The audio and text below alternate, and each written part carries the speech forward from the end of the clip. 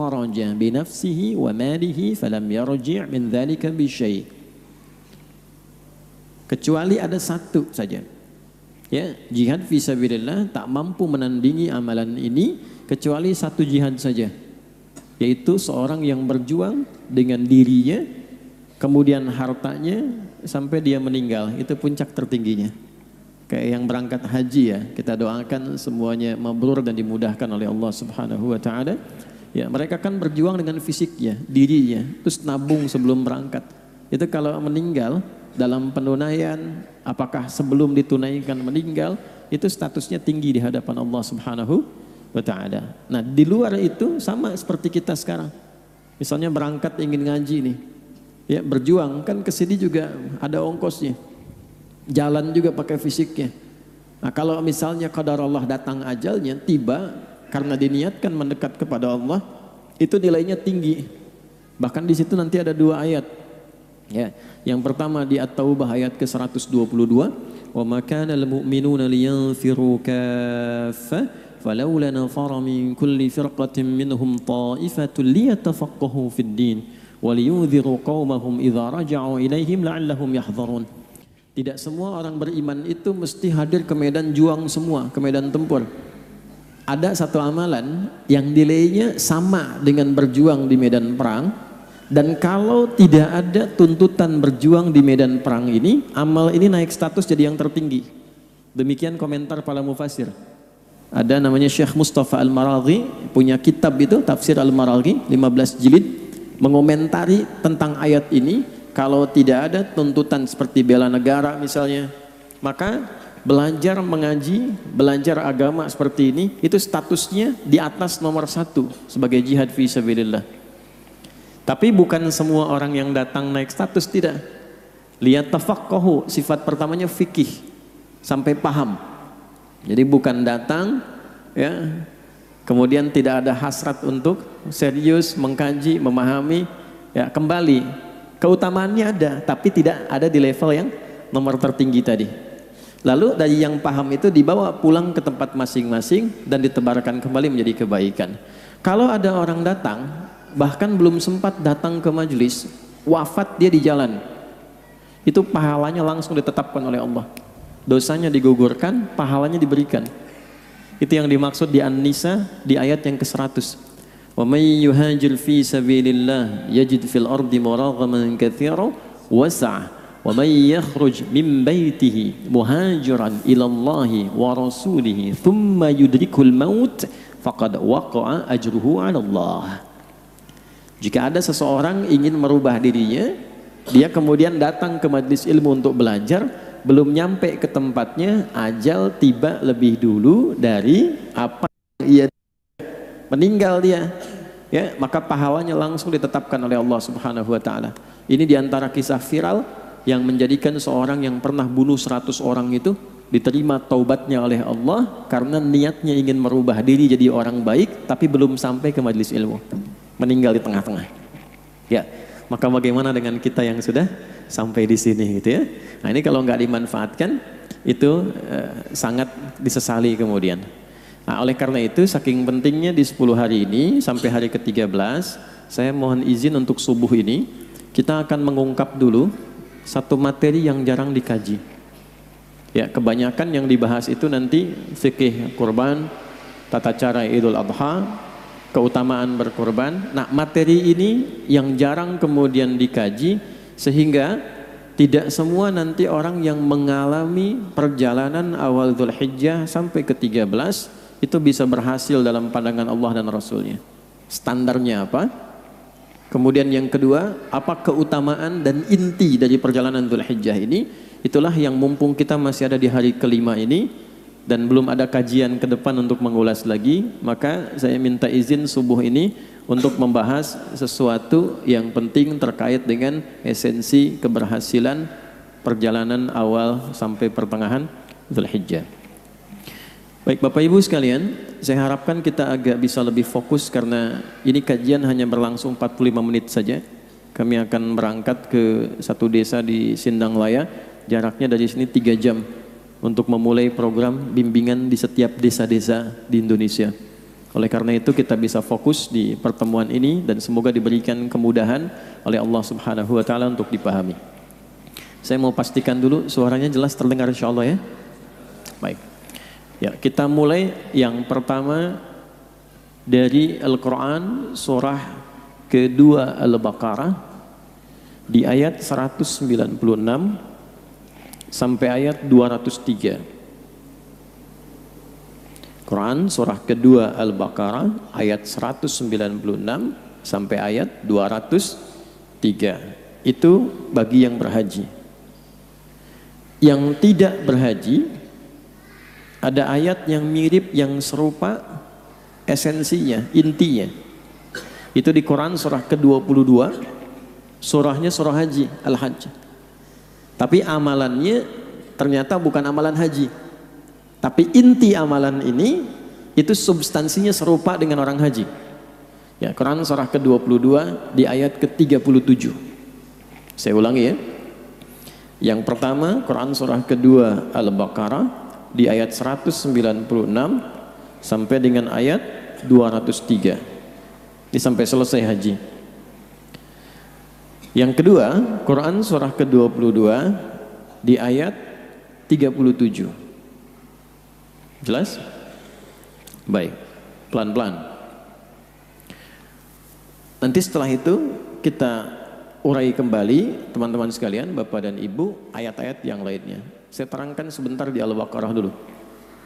Wa atimmul hajja wal umrata lillah. Dan hendaklah kalian menyempurnakan ibadah haji dan umrah itu karena Allah. Maksudnya wa atimmul hajja wal umrata lillah. Di sini ada dua persoalan. Persoalan pertama, menyempurnakan di sini menggunakan kata atamma yutimmu, seakar dengan kata tamam. Ada yang kedua, akmala yukmilu, digabungkan akmala dengan atamma di Quran surah 5 di ayat ketiga. Al-yawma akmaltu lakum dinakum wa atmamtu alaikum ni'mati wa raditu lakumul islam dina. Tapi di mushaf diterjemahkan dua-duanya menyempurnakan. Kalau Allah perintahkan dan sempurnakan, berarti konsekuensinya ada yang tidak sempurna.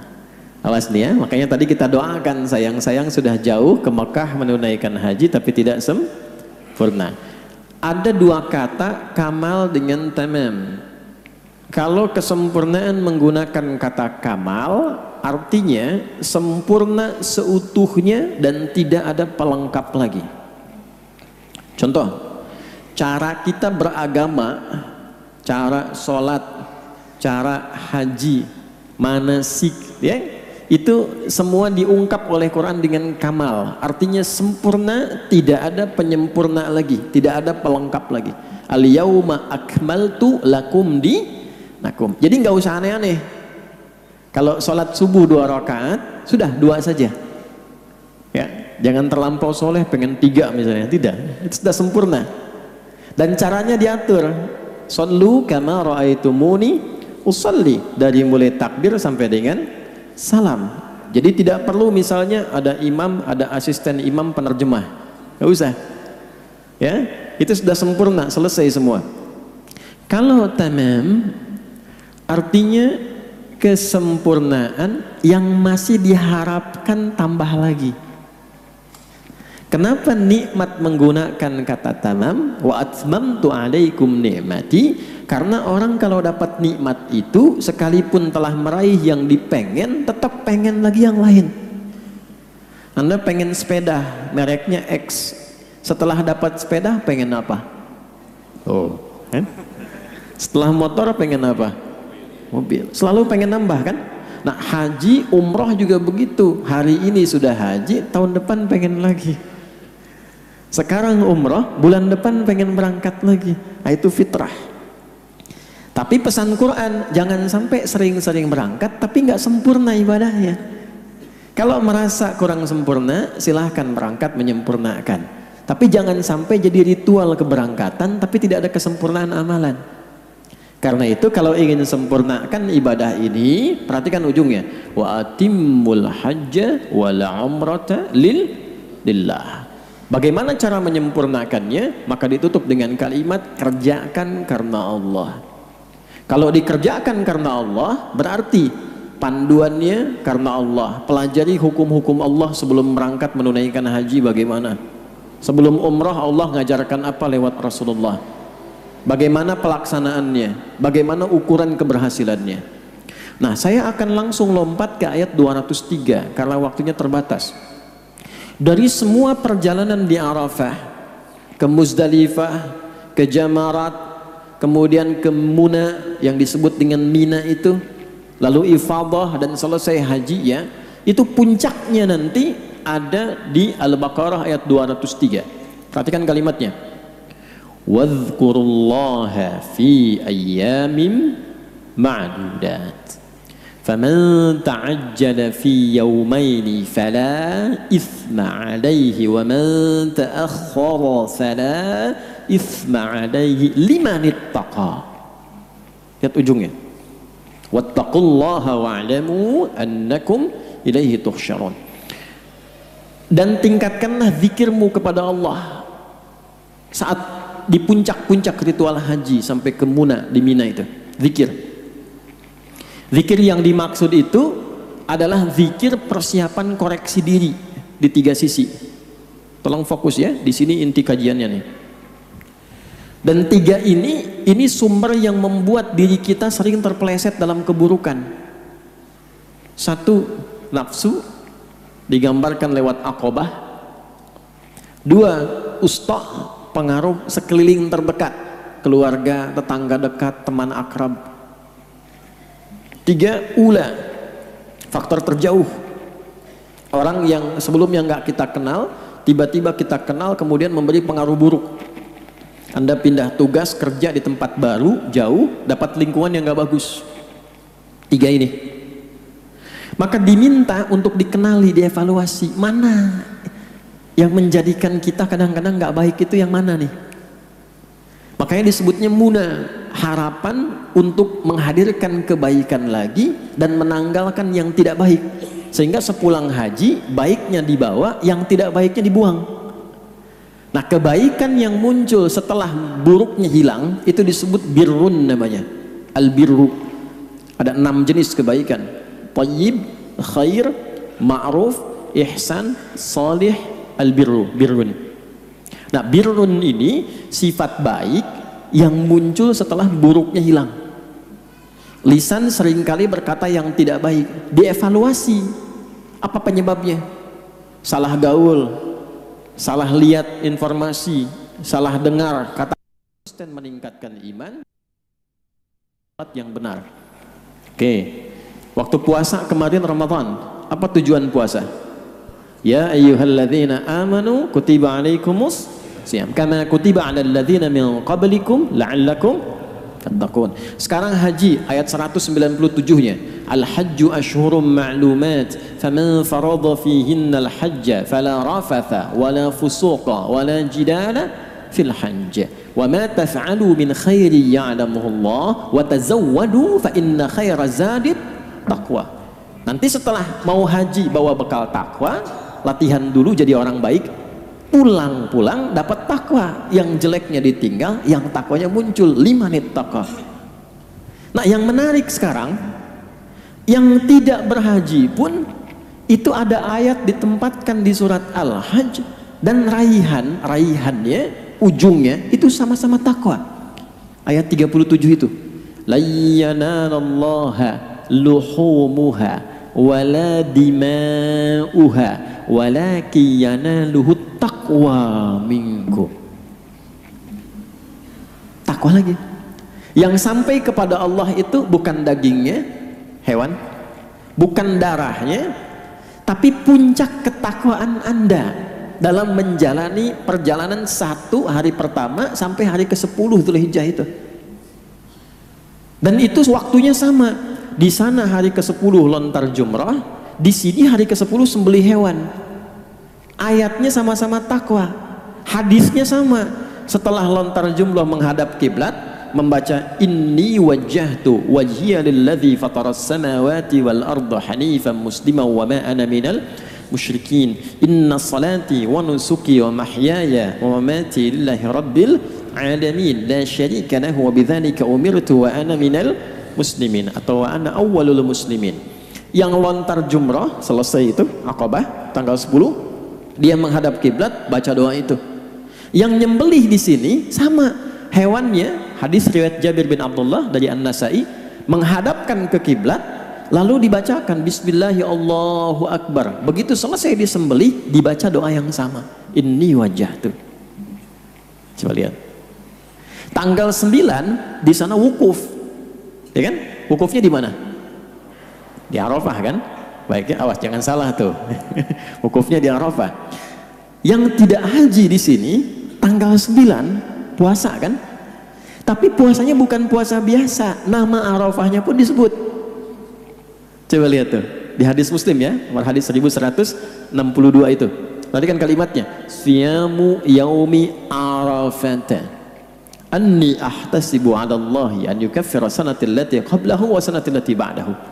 Siyam yaumi arafah, puasa yang ditunaikan pada momentum saat orang-orang melakukan wukuf di Arafah.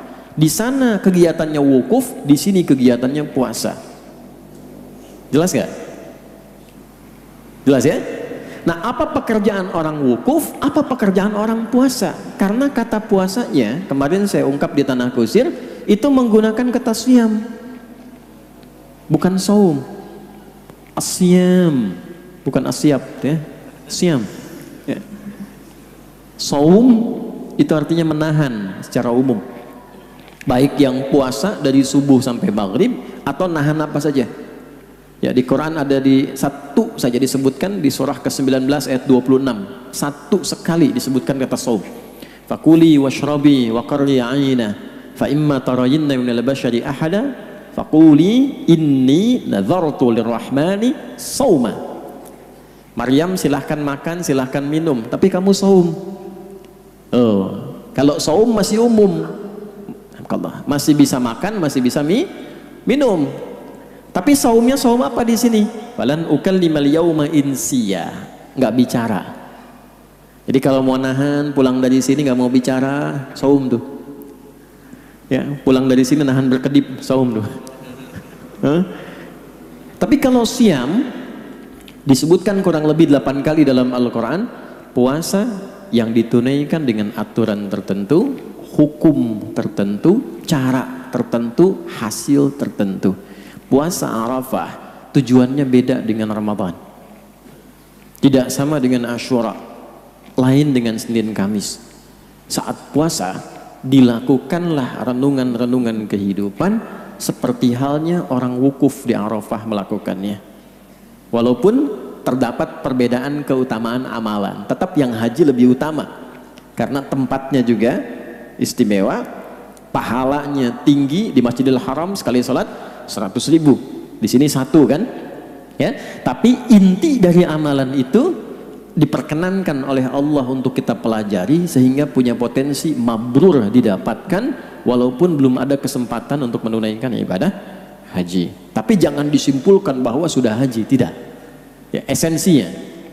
Nah, sekarang ini yang akan kita bahas, bagaimana cara kita merenungkan di hari ke-9 nanti menjalani puasa Arafah sehingga mendapatkan keutamaan terbaik seperti orang wukuf yang ada di sana.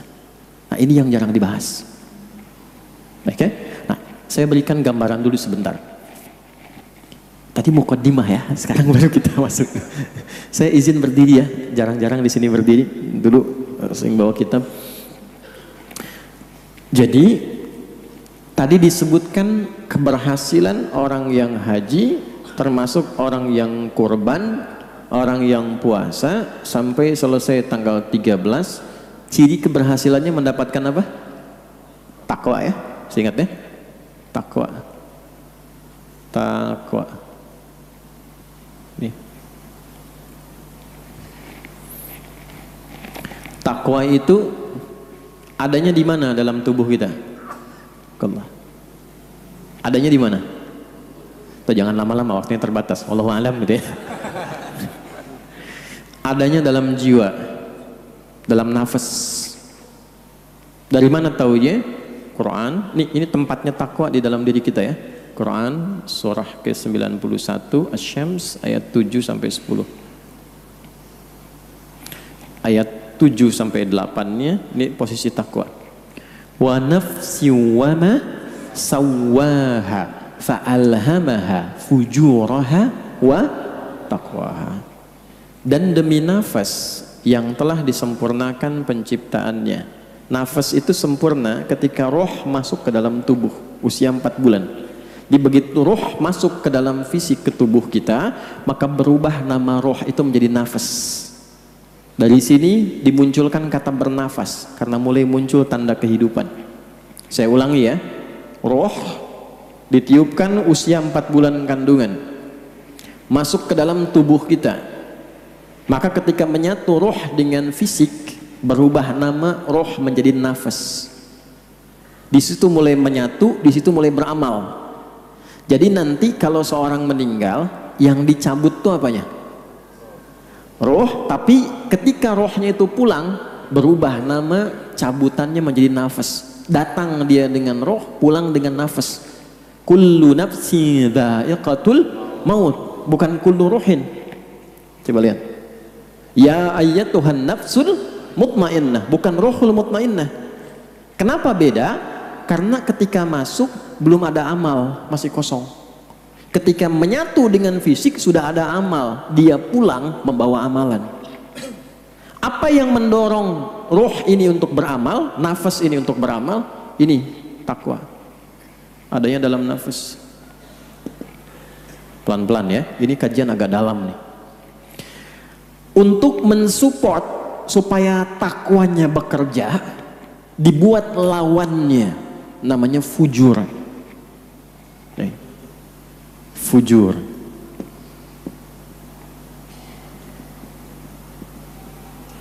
Ini butuh fokus ya, kajiannya agak dalam ini. Ada fajar, ada infajar, ada fujur, beda. Fajar, pancaran kebaikan yang membelah sesuatu gelap menjadi terang atau memunculkan yang baik dari yang tidak baik. Kenapa cahaya pertama yang membelah kegelapan menjadi terang itu disebut fajar? Karena dengan munculnya cahaya fajar itu, yang gelap menjadi sirna, yang terang mulai muncul. Karena itu salat pertama disebut dengan salat fajar, karena diawali dengan cahaya fajar yang membelah kegelapan malam. Quran surah 17 di ayat 78. Aqimis salata liduluki syamsi ila ghasaqil laili wa qur'anal fajr. Inna qur'anal fajri kana masyhuda. Infajar. Kalau Anda mendapatkan pancaran berupa materi benda, misal gali air nih, ngebor, keluar airnya, itu infajar namanya ya. Contoh Al-Baqarah ayat ke-60, wa idzistasqa Musa liqaumihi faqulna idrib bi'asakal hajar fanfajarat, bukan fafajarat, fanfajarat min husnata asyrata aina. Umatnya Musa minta kepada Musa 12 suku supaya punya mata air masing-masing, supaya tidak ribut. Maka diilhamkan pada Musa, diwahyukan, kata Allah, pukulkan tongkat kayumu ke batu itu. Begitu dipukulkan, memancarlah 12 mata air. Itu infajar. Jelas? Kalau pancaran yang muncul dan mengeluarkan hal yang tidak baik terlihatnya, nggak bagus, memancar juga, nggak kelihatan, tapi dorongannya terasa, getarannya terasa, memunculkan hal yang tidak baik, itu fujur namanya. Fujur. Di sini mengarahkan kepada yang baik, di sini lawan dari takwa, terlihatnya seperti tidak baik. Pelan-pelan ya. Contoh, ini semua sifat baik ada di sini. Jujur, rendah hati, sabar, dan seterusnya. Di sini ada lawannya. Ketika di takwa ada jujur, di fujur ada dusta. Jadi Anda nggak bisa mengatakan tidak ada dusta di antara kita. Nah, di fujurnya ada. Potensi dusta itu ada. Rendah hati, di sini ada sombong.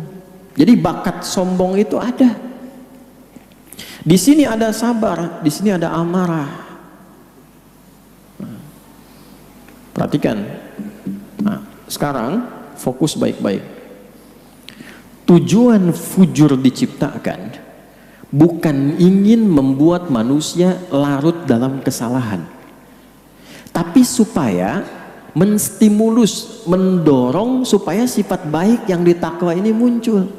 Sebab kalau nggak ada ini nggak bisa diketahui.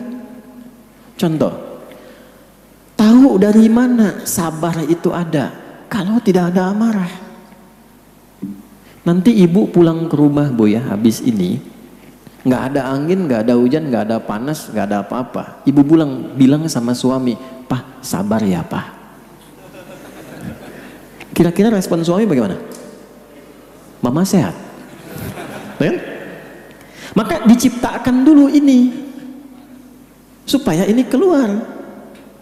Sebab kalau tidak ada ini nggak mungkin muncul.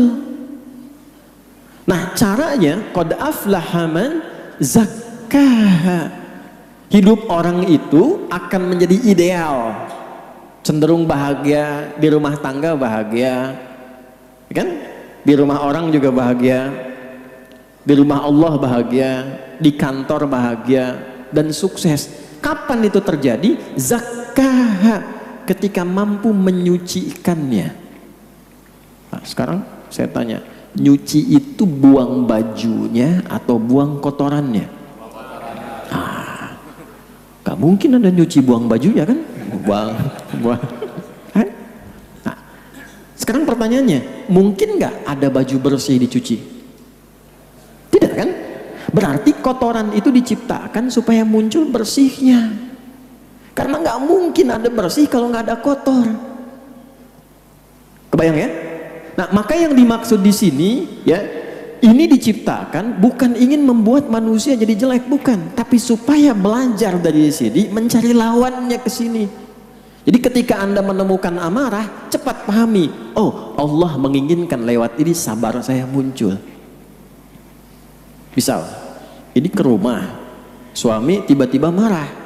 Nah, cara mengondisikan supaya cenderung tenang dan nyaman itu cari lawannya. Kalau amarah dititipkan pada suami, oh, berarti yang diinginkan dari saya oleh Allah sabar. Alhamdulillah. Sabar. Nah, kalau dilawan cenderung tidak kondusif. Emang kenapa? Emang kenapa? Gak nyambung ya. Pelan-pelan nih. Jadi singkatnya bagaimana? Cari lawannya. Setiap menemukan yang tidak ideal, cari lawannya. Ada kasus penipuan, ketidakjujuran, ditampilkan itu supaya kita bisa belajar dari situ, kita menjadi pribadi yang jujur. Ada orang bersikap X tidak baik, cepat cari lawannya. Kenapa harus kita yang lihat? Kenapa kita yang dengar? Pulang ke rumah dibalik, istri cemberut. Apa lawan cemberut?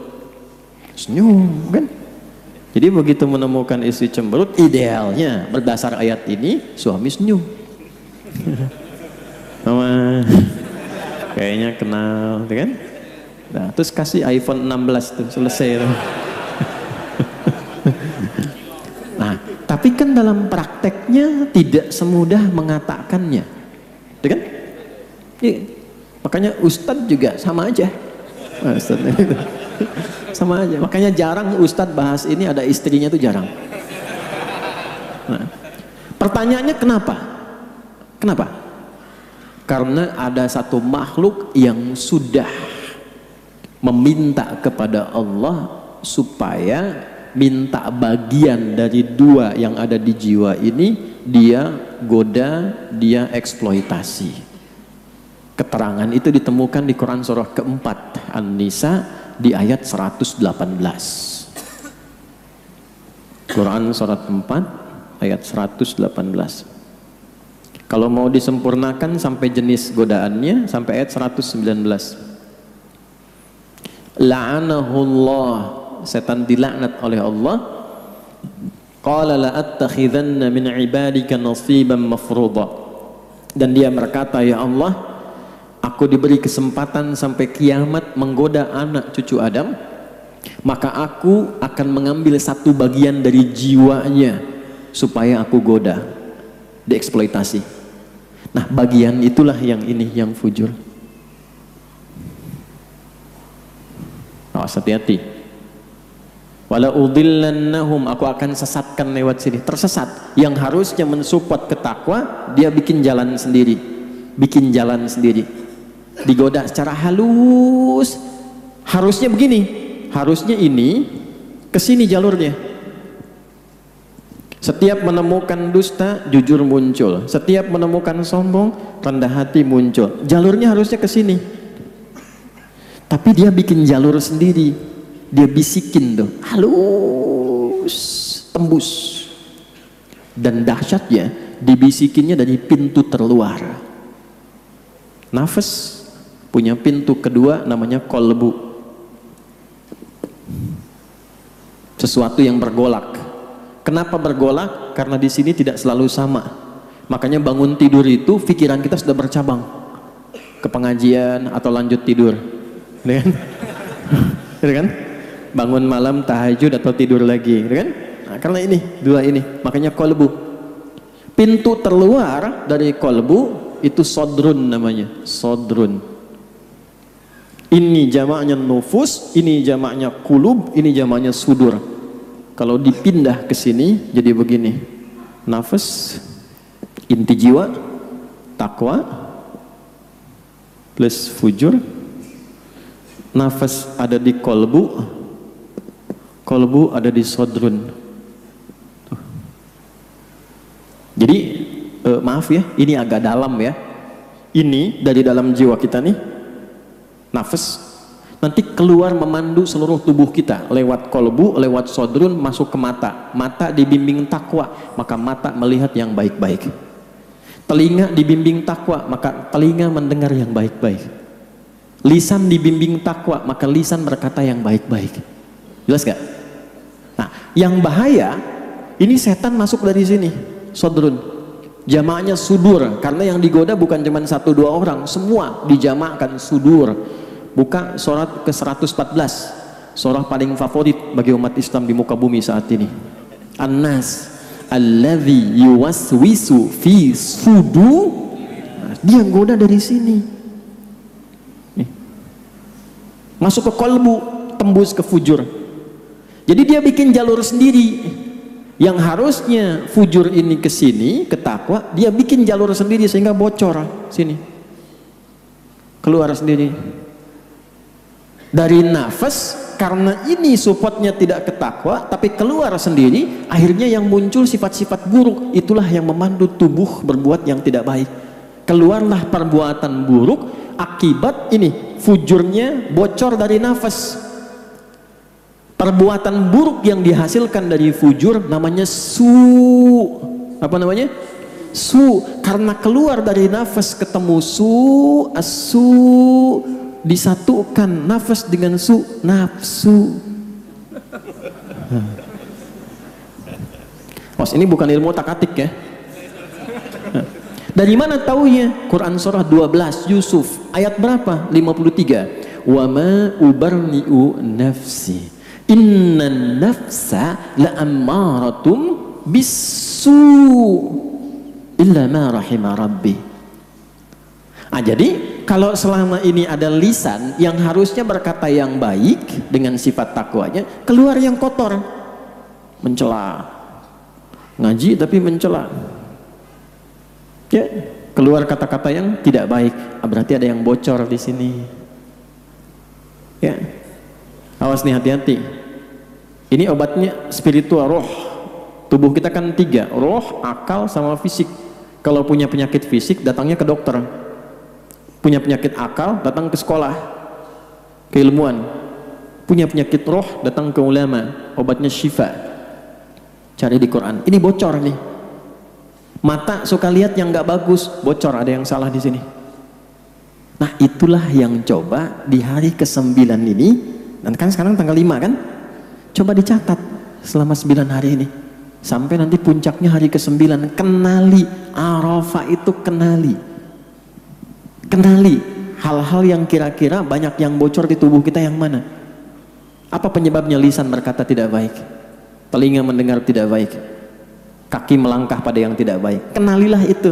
Yang di Mekah itu wukuf merenungi ini, dia catat, istighfari dan sebagainya. Di sini puasa. Nah, inilah yang selama 9 hari itu diajarkan bagi kita mengevaluasi diri.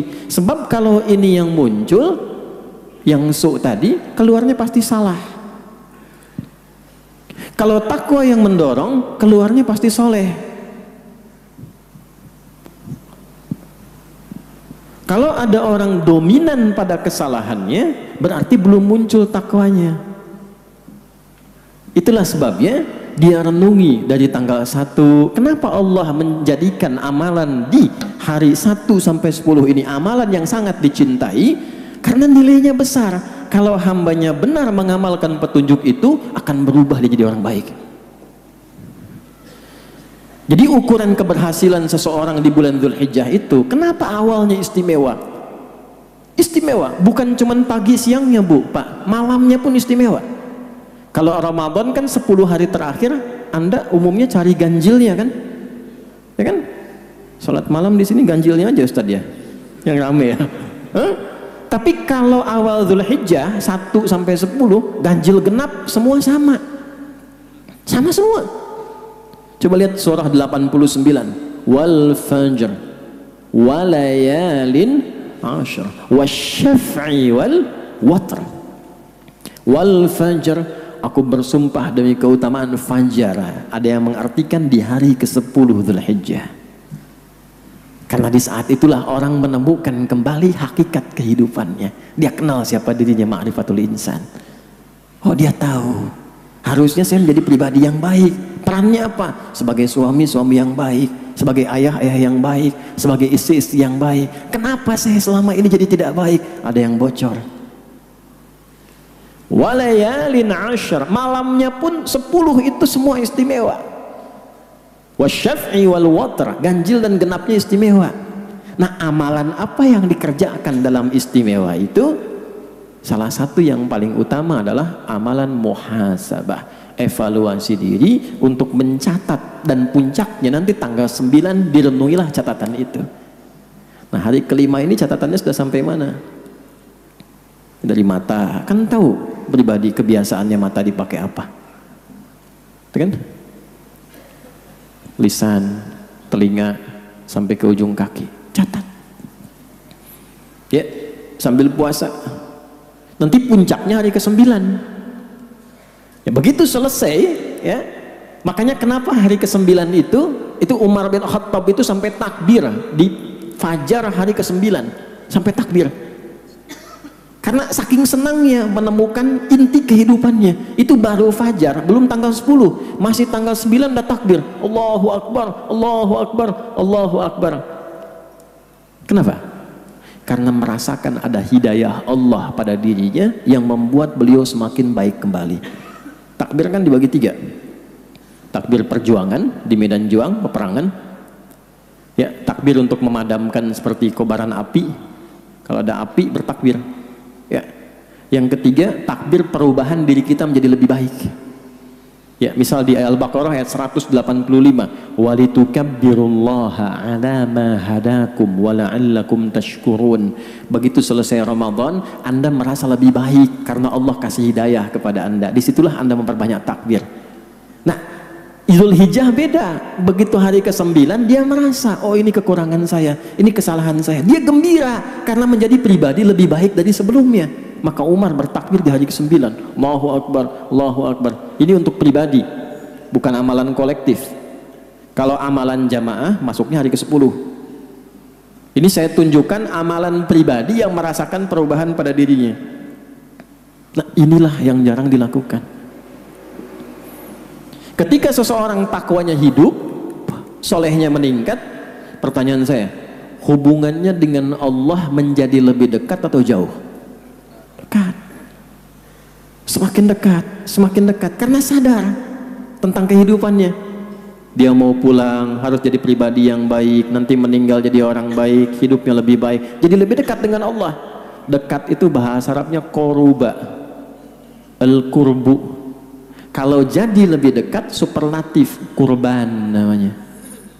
Karena itu asal kurban, asalnya bukan menyembelih. Asal kurban itu adalah kedekatan yang bertambah kepada Allah yang diawali dengan penunaian amalan-amalan tertentu. Itu asalnya. Jadi inti orang yang berhasil nanti ya menunaikan awal Dzulhijjah ini bertambah kedekatannya dengan Allah dan berubah dirinya menjadi pribadi yang lebih baik lagi. Kalau hari ke-10 belum ditemukan, hari ke-11 takbir lagi, zikir lagi, hari ke-12, hari ke-13, makanya disebut hari tasyrik di situ. Ya, hari munculnya cahaya baru dalam kehidupan. Ini makna jauhnya, makna hikmahnya. Jelas sampai sini? Nah, ini inti yang jarang dikaji, jarang dibahas. Kalau fikih lainnya saya kira sudah banyak dikaji. Ya, apakah nanti kurban boleh atas nama orang yang sudah meninggal? Dah, kan? Apakah kurban hanya untuk satu orang atau untuk keluarga? Sudah pernah dibahas. Syarat hewan berapa tahun usianya sudah pernah dibahas. Hikmah itu sudah pernah dibahas. Tapi yang ini jarang. Nah, ini yang kita bedah. Memang kajiannya agak rumit, tapi kita turunkan hadis-hadis dan ayat-ayat yang terkait dengan ini. Kalau sudah ada perubahan, pertahankan sampai meninggal. Saya ulangi, pertahankan sampai meninggal. Itu yang kita nanti bawa. Nah, makanya syukuri kita yang terpilih bukan orang lain. Coba, sebagian sudah ada yang meninggal kan? Dan sebagian belum beriman. Kita terpilih. Jadi kalau tahun ini belum dimanfaatkan, belum tentu tahun depan dapat. Ini poin utamanya. Jadi ini yang ingin saya tekankan di kesempatan pagi hari ini. Kita sekarang ada hari kelima. Kalau belum sempat hari ini, mulai besok hari Senin. Sambil puasa, catat. Ada cermin kan di rumah ya? Kalau nggak ada pakai handphone kan, lihat tuh tubuhnya tuh. Nah, mulutnya ini 1, Adi, 2, 3. Ya, tanya pasangan, terus koreksi pelan-pelan. Hari ke-9 maksimalkan. Kalau tidak percaya, nanti lihat perubahan yang terjadi pada hari ke-10. Dengan cara kita begini, lihat hari ke-10. Demi Allah saya katakan, kalau benar cara kita mengerjakan di tahun ini, di hari ini, akan terjadi perubahan pada hidup kita 5 hari ke depan. Tapi pilihan kan tergantung pada kita semua. Ya, nah ini yang bisa disampaikan.